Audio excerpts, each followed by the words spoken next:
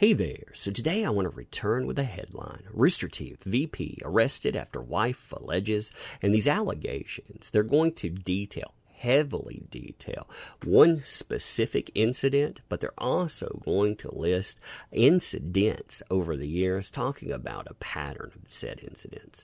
Now, when we're discussing this stuff, you'll have to excuse me for basically skipping specific words. And also remember in this, I am not saying that this person does not deserve due process. I'm not saying this person is guilty of anything. We are just going over this. I am curious how Rooster Teeth will handle this, considering how they handled the Mignogna situation, where allegations alone equaled substantiation. There was no law enforcement involvement. In this, it actually has law enforcement involvement. So, looking at this, in an arrest warrant, the wife of Vice President, Austin-based company Rooster Teeth, alleges that her husband had an incident with her on November the 8th, and that this incident was part of a pattern of years of said incidents.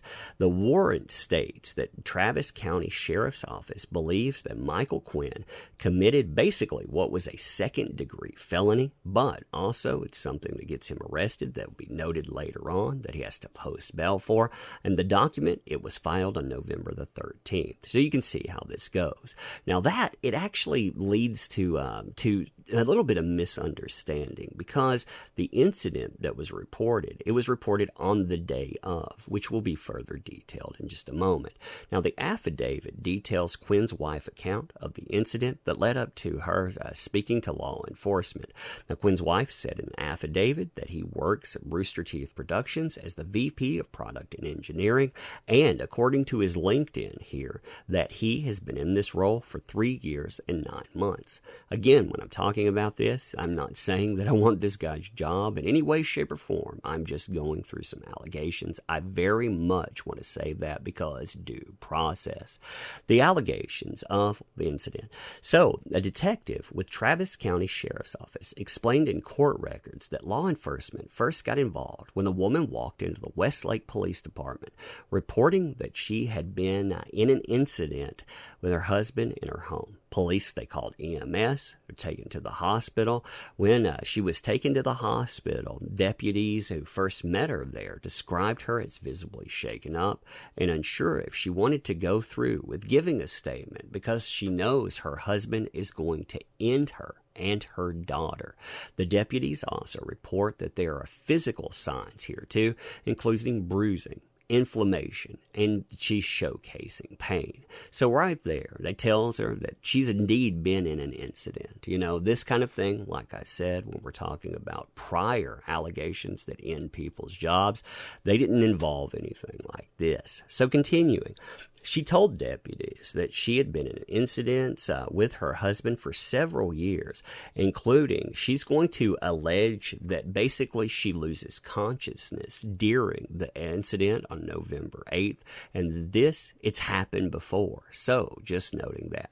But she had never reported these things. She told the deputies involved here that her husband controls her finances and where she goes. So essentially, she's saying, yeah, you know, if I reported this stuff, I would have had problems in the past. Now, on November the 8th, she tells deputies that she came home from work to find her husband at home after a night of partying. She said he began verbally berating her. Then he started attacking her, despite her cries for him to stop. She recalled that her husband was laughing at her as she cowered, and she said that her husband actually took a firearm, pointed it at her head, but then said, hey, you know, I'm going to end you with my hands instead of that. Now, that's an absolutely insane thing to go through. Now, Quinn's wife recalled that she wanted to run away, but he crushed her hand in the door as she attempted to exit.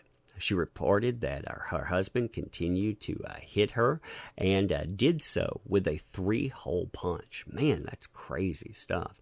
Eventually, she said her husband basically took her to the point where she lost consciousness. She recalls that when she came to, her husband bit her, pushed her to the ground, talking to her more about how he was going to end her. It was like a type of grip, she said. I thought I was going to be ended, she told deputies. After a while, she said her husband grew exhausted and eventually walked away. She immediately went and reported this incident. Now, on the night of November 18th, online records show that Quinn had been arrested and booked into Travis County Jail with a bond set at $100K.